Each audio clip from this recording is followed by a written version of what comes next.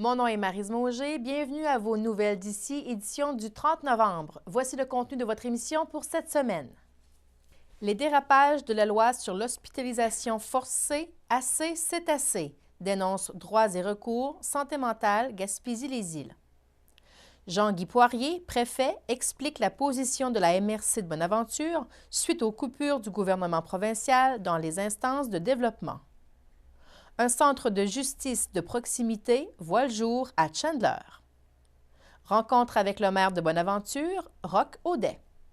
Et une invitation par Cindy de la Roseville pour le souper de Noël du collectif alimentaire. L'organisme régional Droits et recours santé mentale situé à Caplan fait la promotion et défend les droits en santé mentale. L'organisme nous convie à une conférence de presse afin de dénoncer l'application inadéquate de la loi sur l'hospitalisation forcée et involontaire des personnes dont l'état mental présente un danger pour elles-mêmes ou pour autrui.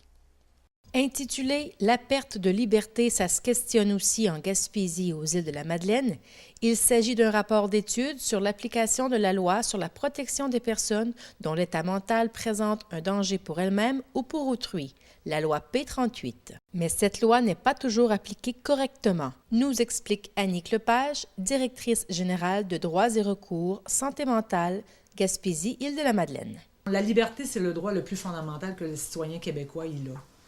Et pour être privé de sa liberté, il faut, soit commettre un crime, je suis reconnu coupable, je m'en vais en prison, je suis puni, ou je représente un danger pour moi ou pour les autres. Donc, je suis suicidaire, je commets des actes, j'ai des intentions homicidaires. Alors, on va me protéger, puis on va protéger la société. Pour me protéger, il faut avoir des motifs sérieux. On parle d'un danger grave et immédiat. On parle d'un état mental qui apporte, qui fait en sorte que ma situation fait que je suis dangereuse pour moi ou pour les autres. Et la loi le dit, c'est une loi d'exception. On doit être privé de notre liberté le plus minimalement possible. Donc, s'il y a un juge qui me donnerait, exemple, un jugement de 30 jours ou 60 jours, puis qu'après 3 jours, je ne représente plus de dangerosité pour moi ou pour les autres, on doit me libérer. Cette loi vient encadrer la garde en établissement ou l'hospitalisation involontaire d'une personne, nous explique Paul Caillé, présidente du conseil d'administration. Il existe 3 types de garde en établissement. La garde préventive, elle permet d'hospitaliser une personne contre son gré, sans ordonnance du tribunal, pour une période de 72 heures. Si une personne refuse de subir une évaluation psychiatrique, l'établissement déposera au tribunal une requête pour garde provisoire. Elle est le 2e type de garde en établissement. La garde autorisée. Cette garde doit être accordée par le tribunal qui en détermine la durée, généralement de 21 à 30 jours selon le cas. Mais dès que la personne ne représente plus un danger pour elle-même ou pour autrui, la garde doit être levée, même si la période fixée par le tribunal n'est pas terminée. Cette recherche porte sur des données recueillies par l'équipe de travail. 261 requêtes de garde a été déposées à la Cour du Québec et des jugements accueillis par les juges entre 2006 et 2012 pour les districts judiciaires de la Gaspésie et les îles de la Madeleine. L'analyse de ces données a permis de mettre en lumière différentes lacunes présentes dans chacun des établissements de santé présents sur le territoire. Et si chacun met un peu plus de rigueur dans l'application de son travail, je suis convaincue que les respects des droits des personnes vont de toute évidence couler de source, là. Tous les mois, Télévague diffuse les séances du Conseil des maires. Alors voici un extrait dont M. Jean-Guy Poirier, préfet de la MRC de Bonaventure, nous informe des décisions prises concernant l'abolition des CLD. La décision qui a été prise. On a eu 2 réunions à huis clos là-dessus. M. Bouchard nous a fait une présentation tantôt. Suite à ce qu'on a analysé, suite à ce qu'on a vu, la décision qui a été prise, c'est que ça va être intégré à l'intérieur de la MRC Bonaventure. Le CLD tel que vous le connaissez à l'heure actuelle. La MRC Bonaventure ne va pas partir à courir et faire du posting pour aller chercher des employés.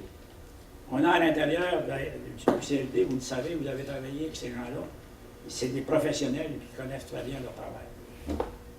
À l'intérieur de la MRC, indépendamment des ressources financières dont on va hériter, c'est certain, c'est parmi ces employés-là qu'on va aller chercher notre personnel.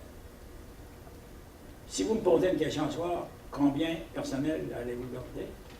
C'est trop tôt pour vous dire. Je vous dis encore, ça dépend des instances financières. Vous savez que, avant que j'oublie, les CLD sont abolis, mais ça va être en force quand la loi va être déposée. Le projet de loi devrait être déposé cette semaine ou la semaine prochaine. En passant, nous, mais qu'il soit déposé, qui passerait le baillon, pour aller dire ça. Parce que tout ce qui se traîne, ça salit. Alors, c'est pas ça. Ça peut aller tourner au 15 mars, avant que ce soit la marge de manœuvre, le Conseil des ministres ne réunit pas, avant que ça soit adapté. Alors, nous, ce qu'on dit, c'est que on vous assure que les gens qui utilisaient les services du CLD vont être capables d'utiliser les mêmes personnes. C'est les mêmes personnes qui vont être à la MRC. Combien, je vous le dis, je ne le connais pas. Ça, Monsieur le Président est ici. Monsieur le Président va rencontrer le CLD. Et lui, à ce moment-là, il sera en mesure de dire au personnel combien de personnes pourraient être retenues. Dans un premier temps, toutes les personnes qui sont au CLD vont recevoir un préavis à l'effet que dès que le projet de loi est déposé, tout le monde est à pied. Tout le monde. Et après ça, comme je l'ai dit tantôt, la MRC va travailler pour réembaucher un certain nombre de ces personnes-là, ou tout le monde, ou toutes les personnes. Je vous l'ai dit, ça dépend, encore une fois, des moyens financiers. L'objectif est à l'intérieur de la MRC, il va y avoir un comité de formés qui va agir à peu près comme le CA du CLD agissait dans le passé.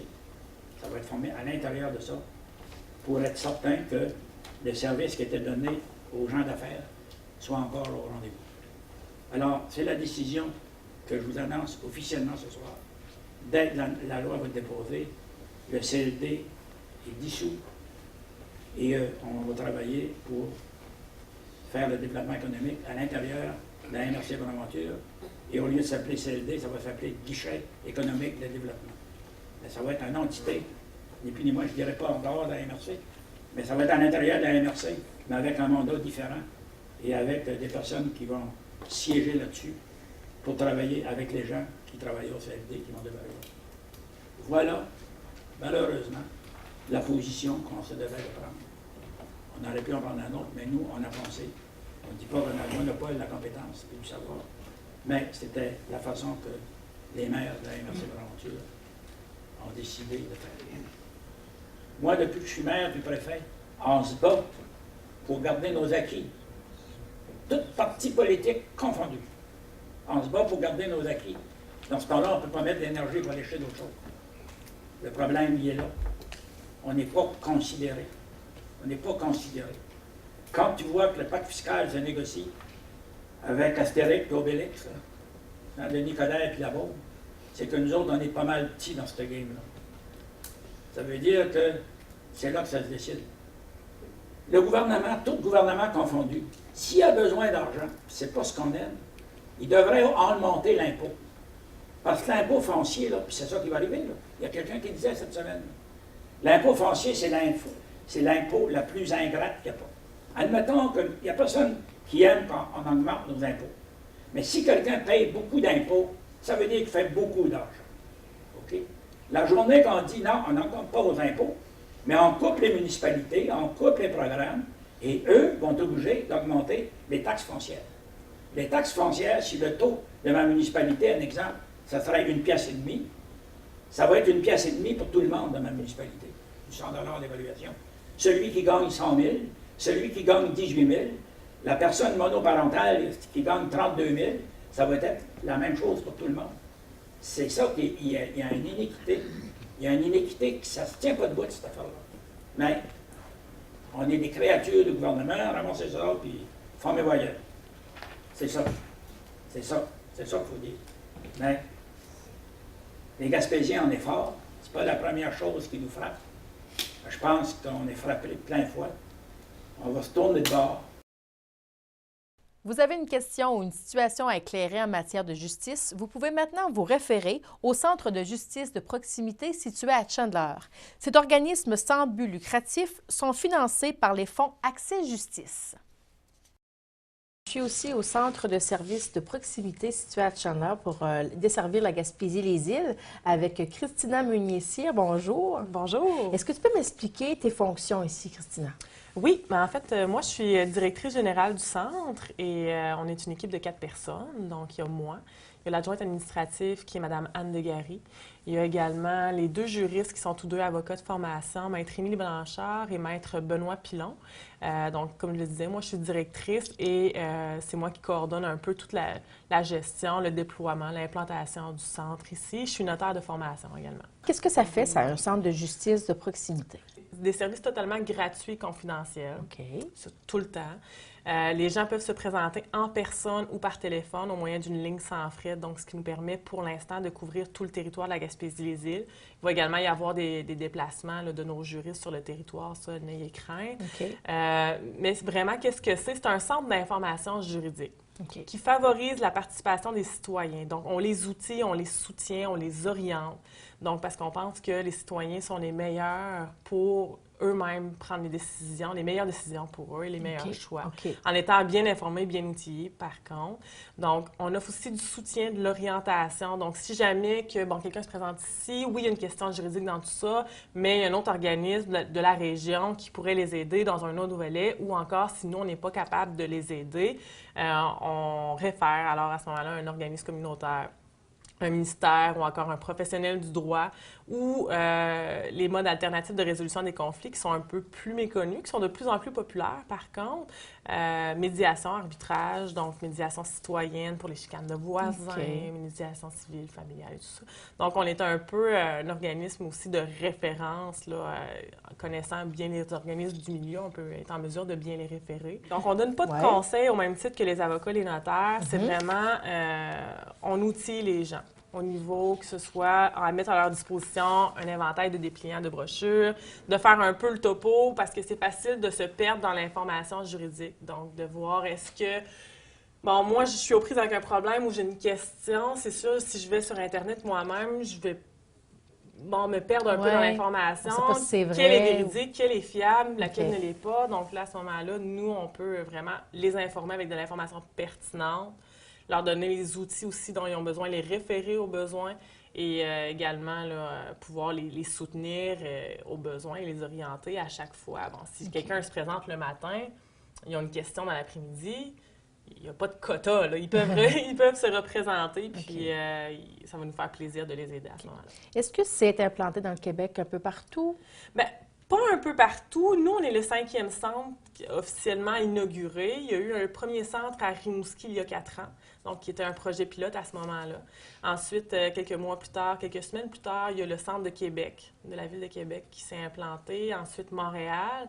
Et Outaouais, dans le coin de Gatineau, a été inauguré dans le coin du 22 septembre cet automne.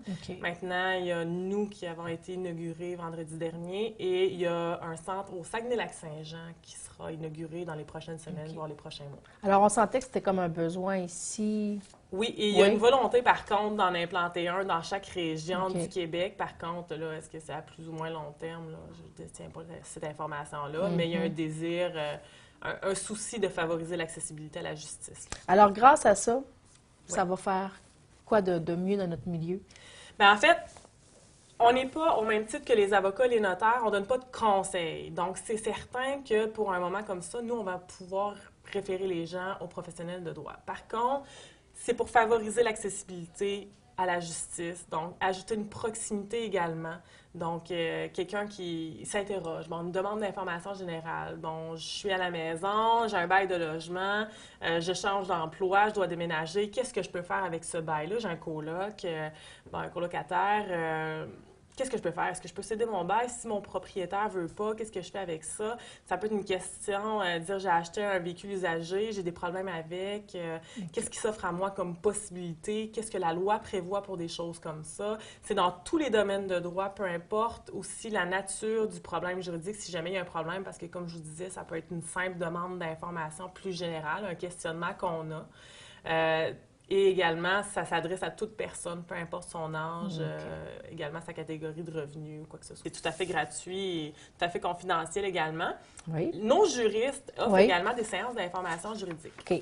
Donc, à la population sur divers sujets d'ordre juridique ou sinon liés à la justice. Bref, des sujets qui intéressent les citoyens. Il va y avoir des Donc, conférences dans les prochains Oui, bien mois. d'ailleurs, vous êtes dans notre salle de conférence qui va servir entre autres OK, à ça, mais il y ça en va aura être un peu partout sur le territoire. OK. Là, ouais. Bon, alors, j'espère que vous allez nous tenir au courant. Ben oui, avec plaisir. Mais merci. Alors, pour vous rejoindre, on compose quel numéro? On répète Oui, encore? c'est le numéro sans frais, le 1-844-689-1505. On est situé au 484 avenue de l'Hôtel de Ville à Chandler. Donc, c'est le même immeuble, place Hôtel de Ville, avec le Mercier, le CAVAC, la Société d'assurance automobile du Québec. Donc, les gens connaissent quand même assez bien c'est où. Sinon, pour les gens qui sont un peu plus loin, par téléphone au moyen de la ligne sans frais, que je viens de vous donner le numéro, c'est le meilleur moyen. Et également, on est ouvert de 9h à midi et de 13h à 16h30. C'est un service sans rendez-vous à la base. Par contre, c'est sûr que si les gens travaillent, dire, bon, OK, moi, j'ai 30 minutes où je peux m'absenter du travail, je dois me présenter, j'aimerais ça pouvoir rencontrer quelqu'un dans ces 30 minutes-là. On peut fixer un rendez-vous également au besoin pour accommoder. Là, ouais. Alors, merci beaucoup, Mme Christina Meunier-Cyr. Mais ça fait plaisir, je vous remercie. Merci. Je vous propose maintenant d'aller rejoindre le maire de la ville de Bonaventure afin de savoir qu'est-ce qui se passe ces temps-ci au sein de la municipalité. Allons rejoindre M. Roch Audet. Un an que vous êtes en poste, maire à temps plein, qu'est-ce que ça a changé un peu pour vous et pour la municipalité? Bien, personnellement, ça a changé beaucoup de choses. Il y a eu une grande période d'adaptation au niveau familial, au niveau personnel aussi, pour prendre les rênes de la ville de Bonaventure. Au niveau de la ville comme telle, on a vécu une grosse année de transition. Une année de transition parce que aussi c'était un nouveau conseil. Okay. Nouveau conseil de 4 nouvelles personnes sur 6. Et aussi le fait que je sois à temps plein, mais là, ça a amené beaucoup de changements, de transition, d'adaptation aussi au niveau des façons de fonctionner. Il ne faut pas se cacher, l'ancien conseil, bien, le maire était présent pendant 12 ans. Là, avec des conseillers de près 8 ans aussi d'expérience comme conseiller. Donc, il y a une dynamique qui s'est installée. Nous, on arrive, on analyse tout ça, on rejette pas l'ensemble des projets, mais on les analyse, on regarde tout ça, puis on dit comment est-ce qu'on fonctionne, nous, dans cette dynamique-là. Donc, on a vécu cette année-là, je vous dirais. Donc, au sein du conseil. Au sein de l'administration comme telle, bien, c'est sûr, pour eux aussi, les employés, c'était une grande période d'adaptation de voir quelqu'un, un maire présent toujours dans les murs. Puis, bien, au cours de l'année, ça s'est soldé par une entente de départ à la retraite de notre directeur général. On a pris entente là-dessus. On est en processus de recrutement pour la nouvelle direction générale qui, je l'espère, devrait rentrer en janvier-février. D'accord. C'est encore le temps d'envoyer des curriculums vitae? Bien, je vous dirais que tout curriculum vitae ne sera pas rejeté. Okay. On va analyser, sauf que la période de candidature s'est terminée vendredi dernier, donc le 21 novembre. Puis, on a fait une présélection. Les gens sont actuellement réanalysés, donc pour être convoqués ultérieurement. Fait qu'il y a eu beaucoup de choses qui s'est passées dans la dernière année. Il y a eu des réalisations aussi. On a réalisé certaines choses au niveau, sans se donner tout le mérite, là, au niveau de Gym Action, donc de la rénovation, l'agrandissement des locaux de l'organisme de Gym Action. Ça a été réalisé. Au niveau de la rue Boisbert, on l'a terminé, je vous dirais... Il n'est pas final, mais c'est pratiquement terminé depuis la semaine dernière. Et aussi, beaucoup de travaux de mise à niveau. Ça, je vous dirais, c'était le mandat qu'on avait donné à nos départements, de mettre à niveau des choses qu'on n'avait pas nécessairement le temps de faire, mais qui paraît. Fait que ça a été beaucoup fait cette année. Bien, ce soit au niveau des travaux publics, au niveau de l'asphaltage, l'entretien des routes, des canals pour préparation à l'hiver, du déboisement. Ça, c'est des choses qui ont été faites. Nous, des loisirs, c'est les équipements, donc s'assurer qu'ils soient bien entretenus, bien mis à niveau. Okay. Ça, c'est ce qui a été principalement réalisé comme projet. Dans des gros projets d'envergure, on n'a pas eu nécessairement. Et vous avez eu une séance extraordinaire le 18 novembre dernier. Qu'est-ce qui était à l'ordre du jour qui était le point important? Bien, le premier point, c'était le discours du maire. Le discours du maire qui faisait présent, je vous dirais, qui enclenchait le processus d'un dépôt de budget. Ça a été déposé. Aussi, ce qu'on a fait à cette réunion-là, on a procédé à deux nouvelles résolutions, dont l'embauche d'une direction générale intérimaire pour compenser le départ à la retraite de notre directeur général qui était Claude Desbiens. Cette personne-là va être en poste jusqu'à l'embauche de la nouvelle direction générale. Puis il va y assurer une transition aussi parce que ce qu'il faut dire, la direction générale intérimaire, qui est Daniel Bugeaud, c'est une personne de plus de 25 ans d'expérience dans le monde municipal. Un retraité, un jeune retraité, qui a décidé de venir nous donner un coup de main pour s'assurer d'une bonne transition. Et bon, bien sûr, on entend parler beaucoup dans les nouvelles ces derniers temps, le gouvernement qui procède à beaucoup de coupures et qu'il va vous remettre des dossiers entre les mains. Comment on s'attend de vivre ça à Bonaventure? Comment vous voyez ça? Bien, je vous dirais, dans l'analyse qu'on en fait, si on regarde du côté financier, on a un impact important. Comme municipalité, on parle d'environ 100-120 000 de coupures que l'on a, qu'on doit récupérer à l'intérieur du budget de fonctionnement. Donc ça, c'est un impact direct. À cette heure, au niveau des responsabilités, là, c'est ce bout-là qui nous reste à travailler, à connaître réellement c'est quoi toute cette implication-là. On parle des CLD, on parle de la MRC, puis on parle au niveau de notre monde municipal à nous. Donc, c'est certain que ça a un impact important. Mais de quelle ampleur ça va avoir l'air, là, on va beaucoup en travailler en table des maires puis auprès des différents comités. Mais on sait que ça a un impact très important pour nous, puis il faudra mettre les bouchées doubles pour travailler là-dessus. Alors, qu'est-ce qu'on peut s'attendre pour la prochaine année? Bien, dans la prochaine année, vous venez de le mentionner, on va avoir à vivre les transitions des impacts du gouvernement. Nous, on a comme projet majeur qu'on doit poursuivre, même faire évoluer très rapidement. Ça se trouve être nos projets de la rue Louis-Bourg au niveau des infrastructures. Donc, toute la réflexion et le nouveau bassin d'eau pour pouvoir assurer un service adéquat au niveau de la queue des égouts. Puis, ça, c'est un projet, on parle d'environ 8 millions d'investissements. Puis, il y a le projet de l'Arena qu'on devrait normalement être en mesure de pouvoir déposer en 2015, qui est un projet autour de 6 millions. Donc, 2 gros projets majeurs, mais associés à ça, on a d'autres projets qu'il faut qu'on regarde aussi au niveau du camping, au niveau de la promenade des Vieux-Ponts, au niveau de nos organismes aussi, comment on les supporte. Donc, on a beaucoup de projets qu'on doit poursuivre puis donner une orientation. J'ai remarqué que vous aviez un beau site Internet. Bonaventure est quand même à l'affût des dernières technologies. Hein? C'est vivant, votre site. C'est un site qui est axé beaucoup sur l'information aux citoyens. Je vous dirais, l'ancien conseil s'en a fait un cheval de bataille très important. Okay. De notre côté, on va le maintenir. On va s'assurer toujours de maintenir cette information-là. Oui, c'est un site qu'on doit utiliser et qu'on doit surtout mettre à jour régulièrement et s'assurer qu'il fait le travail qu'il a à faire. Le collectif alimentaire de Passepébiac vous invite à son souper de Noël le vendredi 19 décembre. Nous nous sommes arrêtés au local pour discuter un peu avec la coordonnatrice, Mme Cindy de la Roseville. Il y a de l'action ici aujourd'hui. Qu'est-ce qui se passe? Ça bouge. Aujourd'hui, il y a un groupe de cuisine collective. Ils font la première popote des fêtes, là, en préparation des fêtes. Alors, si c'est comme des gens qui peuvent venir prendre un peu de formation, comment se fait certaines choses pour manger, comme aujourd'hui, c'est des pâtés. Oui, c'est ça. Dans le fond, aujourd'hui, le nom du groupe, c'est les Happy Cooks. Fait qu'ils ont choisi, ils ont fait leur planification, parce qu'une cuisine collective, notre fonctionnement, c'est par 4 étapes. Fait que la première, c'est la planification. Fait qu'ils ont choisi ensemble le menu qu'ils allaient cuisiner. Ensuite, ils ont fait les achats. Puis aujourd'hui, c'est justement la journée de cuisson. Puis ensuite, c'est l'évaluation là, de toute cette cuisine-là. Puis c'est ça, ils ont choisi vraiment des pâtés au poulet, des pâtés à viande, des desserts. Pour se mettre dans le temps des fêtes. Exactement. Dans l'ambiance du temps des fêtes, oui. Et Cindy, on s'est rencontrés au début de la saison, quand on recommençait la saison. Et puis, comment ça s'est passé pour l'automne? Ah, ben mon Dieu, ça a bougé beaucoup, là. Oui, c'est sûr que, bon, on aimerait encore en faire plus, mais on est réduit, on est 2 seuls employés temps plein à l'organisme. Fait que on chôme pas trop, là. Ça bouge beaucoup. T'sais, on a eu notre ouverture à la mi-septembre, justement, parce qu'on a toujours une période de fermeture pendant l'année. Fait que ça a été la première partie de fermeture cet été. Puis là, il y en a une deuxième, malheureusement, qui va venir... à partir du 19 décembre, on va être fermé 4 semaines, mais par la suite, on reprend nos activités habituelles.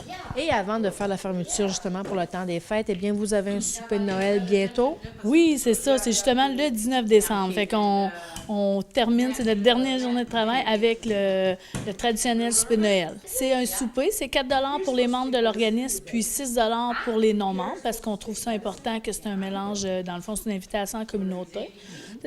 Notre territoire, c'est Port-Daniel, Saint-Siméon.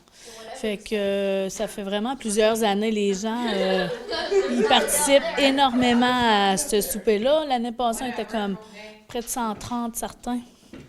Oui, avec des enfants et tout. Puis le Père Noël, il vient faire son tour. Il offre toujours un cadeau aux adultes significatif qui est en lien avec l'organisme. Puis il y a toujours un cadeau aussi pour les enfants. Puis on a toujours la participation de la communauté. Les Chevaliers de Colomb nous aident beaucoup là-dedans. Les différents commerces de la région, ils nous commandent des petits cadeaux. Fait que ça, c'est beaucoup apprécié. Fait qu'il va y avoir ça. Il y a un souper, c'est ça. Le souper, c'est vraiment thématique de Noël, où il y a de la dinde, de la farce, patates, légumes. Vraiment pour 4 $, qu'un dessert. Puis il va y avoir un musicien cette année qui devrait confirmer là, à 100 %, mais pour l'instant, on a quand même à 90 %. Ça se déroule où, ça, Cindy? Ici, en haut de notre local, au local des Chevaliers de Colomb, à Passepébiac. Est-ce qu'il faut réserver? Est-ce que c'est ouvert à tout le monde ou vous priorisez les gens qui fréquentent le centre collectif? Bien, c'est ouvert à tout le monde, veut pas.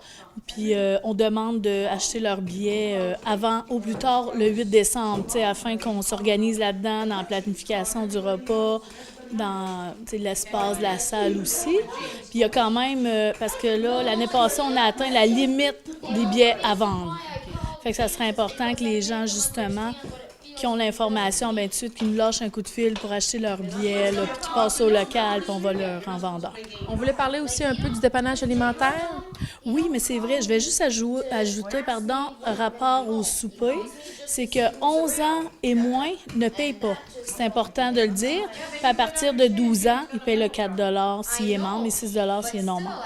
Fait que c'est important quand même de le nommer, ça. Oui, rapport, les dépannages alimentaires. C'est ça, c'est un autre volet de notre organisme. Puis on a eu quand même, 34 demandes juste en octobre. C'est énorme, là. On disait qu'il y avait beaucoup de demandes cette année par rapport aux autres années. Puis là, oui, tu trouves que c'est énorme, oui? Bien, je veux dire, en un mois, là, 34 demandes, dont 7 nouvelles. Ça veut dire 7, c'est comme des gens qui ne nous connaissaient pas, qui n'avaient jamais eu besoin de nous. Fait que c'est 7 nouvelles inscriptions et 34 dépannages alimentaires effectués, là. Mettons qu'à 2 employés... Qu'est-ce que tu aurais besoin, Cindy, là, peut-être, là, pour mieux fonctionner? De financement. Oui. Ça, c'est clair. Tu sais, je veux dire, à quelque part, on a beau vouloir être là pour la communauté et tout, mais tu sais, on ne peut pas fonctionner à l'année. Puis les besoins sont là. Fait qu'on a vraiment besoin de soutien de financement. Puis... c'est assez important parce que, tu sais, dans les dépannages alimentaires, on reçoit certaines quantités de nourriture, mais on a toute la partie périssable à acheter. Fait que, tu sais, ça coûte des sous à l'organisme, mais on a vraiment besoin de financement. Alors, on peut faire un appel aux gens qui ont un surplus, peut-être, de penser à vous, hein? Oui, n'importe quand. Moi, les gens, si ça a le temps de venir visiter notre local, on est toujours là à répondre à leurs questions. Tu sais, je veux dire, un organisme communautaire, ça appartient à la communauté, puis c'est important de le dire. Fait qu'ils arrêtent de prendre un café, puis c'est un milieu de vie, puis fait que qu'ils viennent nous rencontrer. Là. J'aimerais, moi, quand même, souhaiter de joyeuses fêtes aux gens, puis de passer un beau Noël, un beau temps des fêtes en compagnie des gens qu'ils aiment. Puis, ce que j'aimerais aussi, c'est remercier les bénévoles, parce qu'on a eu notre pizza Centraide, puis Centraide aide quand même notre organisme. Fait que j'aimerais remercier tous les bénévoles, tant c'est la livraison, la vente de billets, vraiment à tous les niveaux. Merci les gens qui ont acheté la pizza. On a des bons commentaires, fait que vraiment, on les remercie grandement.